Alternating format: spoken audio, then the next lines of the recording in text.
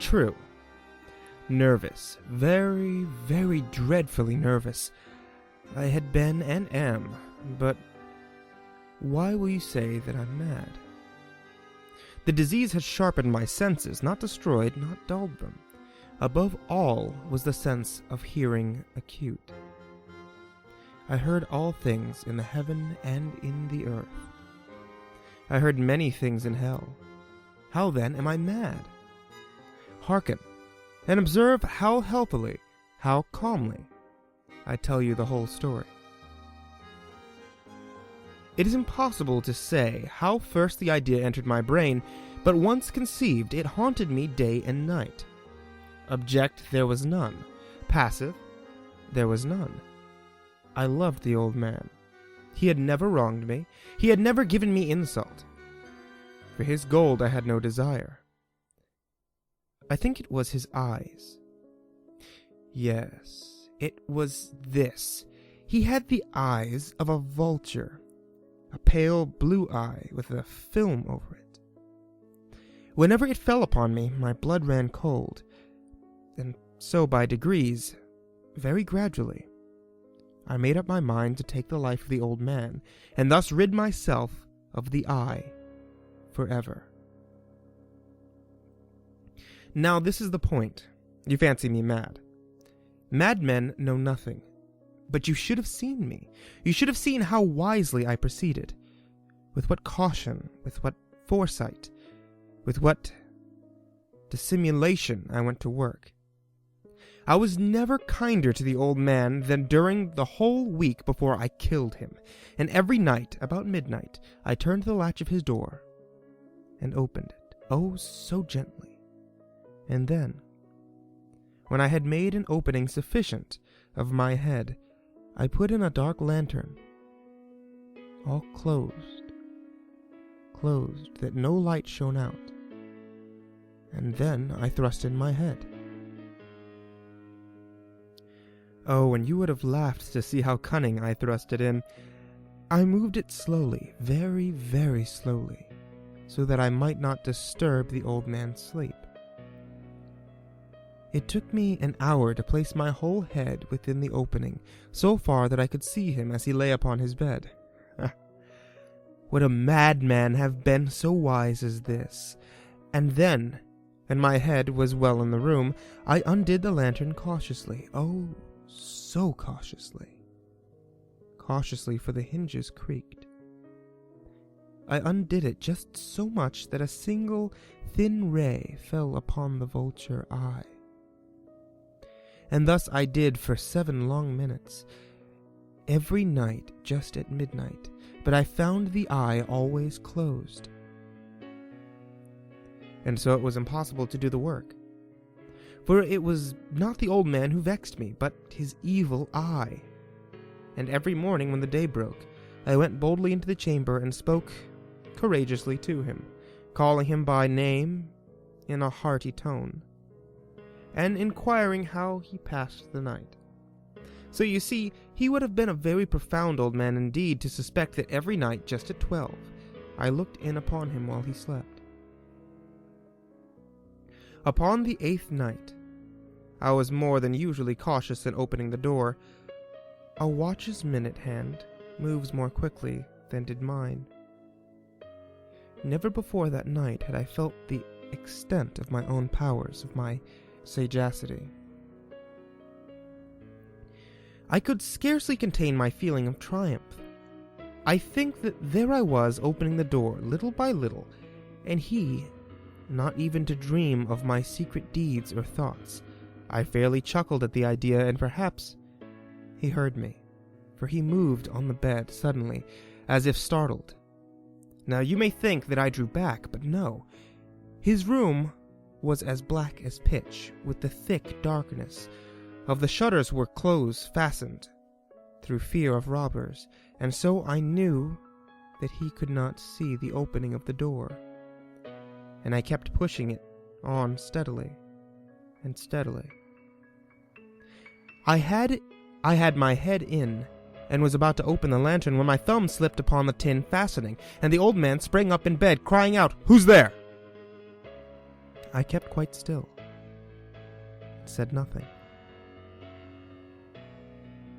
For a whole hour, I did not move a muscle. And in the meantime, I did not hear him lie down.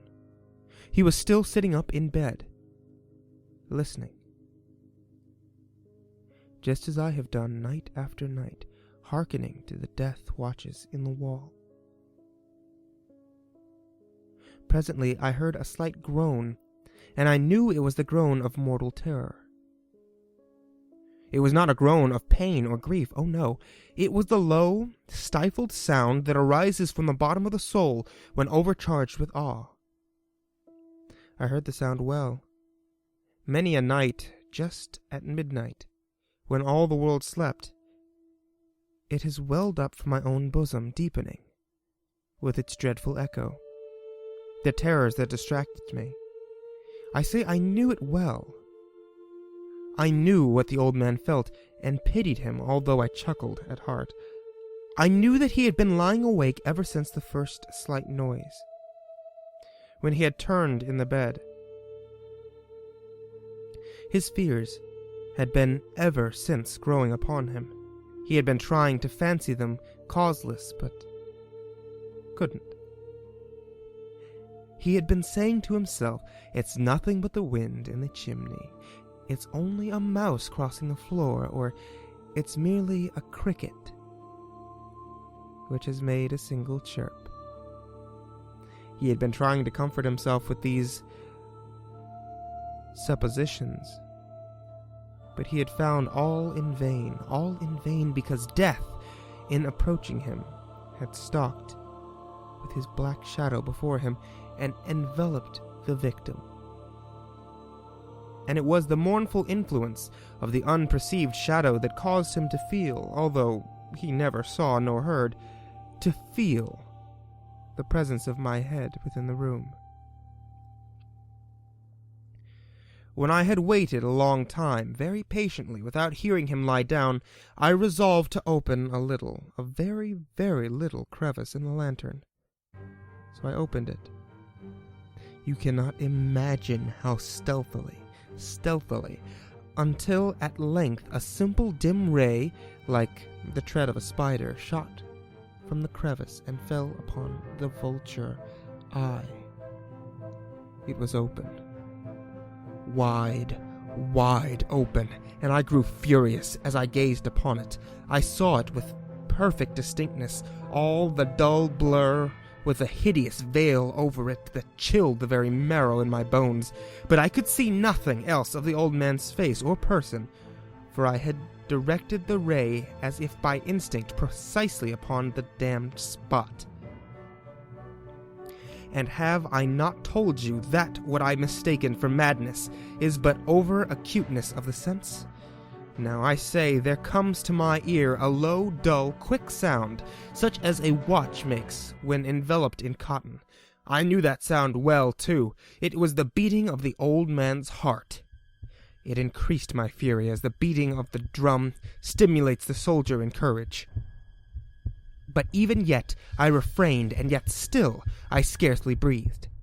I held the lantern motionless. I tried how steadily I could maintain the ray upon the eye. Meantime the hellish tattoo of the heart increased.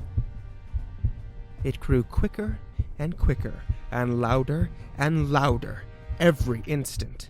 The old man's terror must have been extreme. It grew louder, I say, louder every moment. Do you mark me well? I have told you that I am nervous, so I am. And now, at the dead hour of night, amid the dreadful silence of the old house, so strange a noise as this excited me to uncontrollable terror. Yet for some minutes longer I refrained, and good still, but the beating grew louder and louder. I thought the heart must burst, and now a new anxiety seized me. The sound would be heard by a neighbor. The old man's hour had come.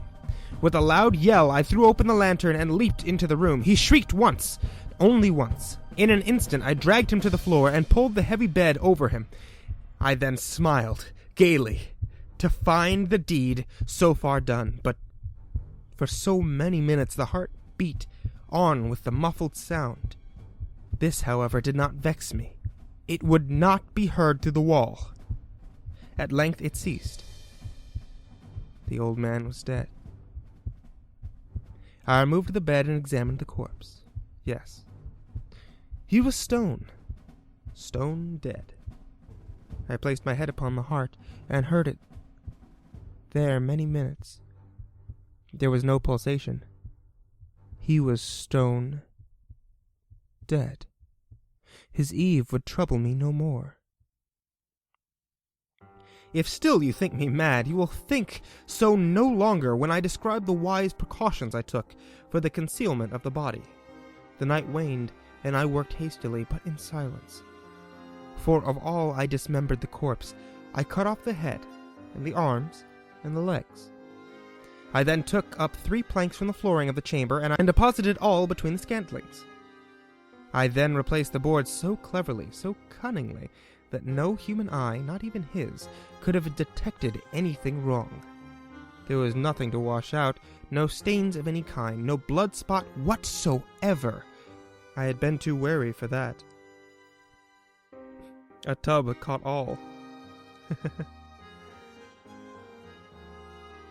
When I had made an end of these labors, it was 4 o'clock, still dark as midnight. As the bell sounded the hour, there came a knocking at the street door. I went down to open it with a light heart, for what had I now to fear? There entered 3 men, who introduced themselves with perfect suavity as officers of the police. A shriek had been heard by a neighbor during the night. Suspicion of foul play had been aroused. Information had been lodged at the police office, and they, the officers, had been deputed to search the premises. I smiled. For what had I to fear? I bade the gentleman welcome. The shriek, I said, was my own in a dream. The old man, I mentioned, was absent in the country. I took my visitors all over the house. I bade them search well. I led them at length to his chamber. I showed him his treasures, secure, undisturbed, in the enthusiasm of my confidence. I brought chairs into the room, and desired them here to rest for their fatigues, while I myself, in the wild audacity of my perfect triumph, placed my own seat upon the very spot beneath which reposed the corpse of the victim. The officers were satisfied. My manner had convinced them. I was singularly at ease. They sat, and while I answered cheerily, they chatted of familiar things, but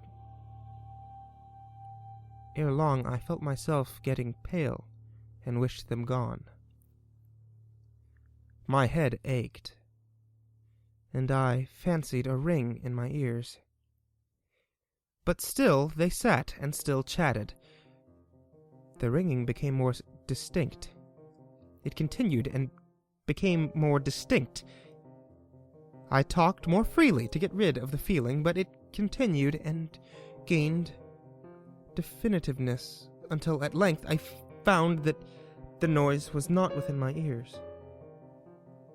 No doubt I now grew very pale, but I talked more fluently and with a heightened voice. Yet the sound increased. And what could I do? It was a low, dull, quick sound, much such a sound as a watch makes when enveloped in cotton. I gasped for breath, and yet the officers heard it not. I talked more quickly, more vehemently, but the noise steadily increased. I arose and argued with trifles and a high key with violent gestrations, but the noise steadily increased. Why would they not be gone? I paced the floor to and fro with heavy strides, as if excited to fury by the observations of men, but the noise steadily increased. Oh God! What could I do? I foamed, I raved, I swore. I swung the chair upon which I had been sitting, and I grated it upon the boards. But the noise arose over all that continually increased. It grew louder, and still the men chattered pleasantly and smiled. Was it possibly they heard not? Almighty God, no! No, they heard. They suspected. They knew. They were making a mockery of my horror. This, I thought, and this, I think. But anything was better than agony. Anything was more tolerable than this derision. I could bear those hypocritical smiles no longer. I felt that I must scream or die, and now, again, hark! Louder! Louder! Louder! Villains! I shrieked. Dissember no more. I admit the deed. Tear up the planks. Here! Here! It's the beating of his hideous heart!